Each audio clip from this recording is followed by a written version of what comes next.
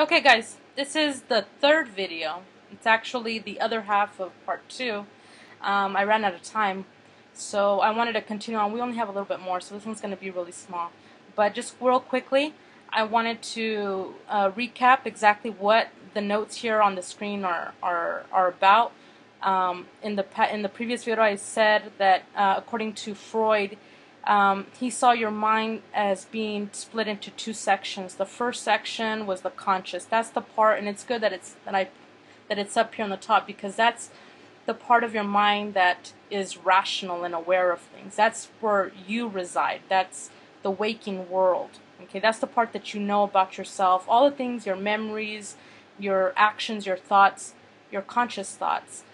This is where that's at. Now, the part that everything that is hidden about your mind, the part that you're not aware of, is the unconscious section. In this section, you have the id, and then what I didn't get to finish was the superego, which is that third part of your mind.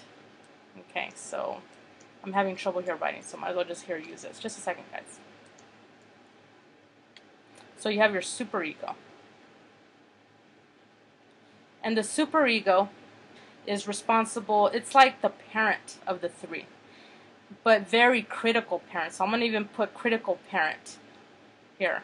This is the one, this guy, the superego and the id part of your personality are constantly struggling against each other. The id wants to do whatever it wants, doesn't care who it hurts, doesn't care what it is, it just wants its way. But the superego is constantly making this one feel guilty about what it wants and who it is. This is why you have the ego. The ego is like the mediator between these two. It keeps these two in check. Okay? For Freud, he believed that people who were quote-unquote healthy were because they had a very good ego, who was able to mediate. You can never get rid of your id, you can never get rid of your superego, you just had to try to keep them in check, balanced. So people who Freud considered unhealthy had problems with their ego keeping these two in check. One was always trying to fight for power over this one. This is why people would have dreams. In this little area reside dreams, desires, fears.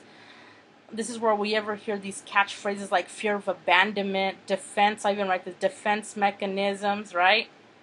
I don't know if you've heard that terminology, but from now that I've mentioned it, now you're probably going to hear it more than once. Those defense mechanisms, you know, trying to rationalize why you do stuff.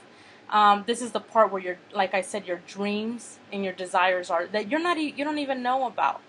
But once in a while, especially, this is why Freud was really into interpreting dreams. It's the dreams that are like the little car that bring this up into the consciousness, right? You go, oh my gosh, what does it mean that I dreamt that all my teeth fell out? And so then you would analyze why that is. So, like I said, I know I made a mess here, but hopefully you'll be able to understand it. The superego is super critical. It's like the morality of the three. Okay. It's the one that is super overly interested in right and wrong. And like I said, the ego is constantly fighting. It's like in the middle of these two right here. So, no, again, just to repeat, you can get rid of them, but as long as this one is always keeping them checked, they'll just be fine. So that's Freud's theory about the conscious and the unconscious.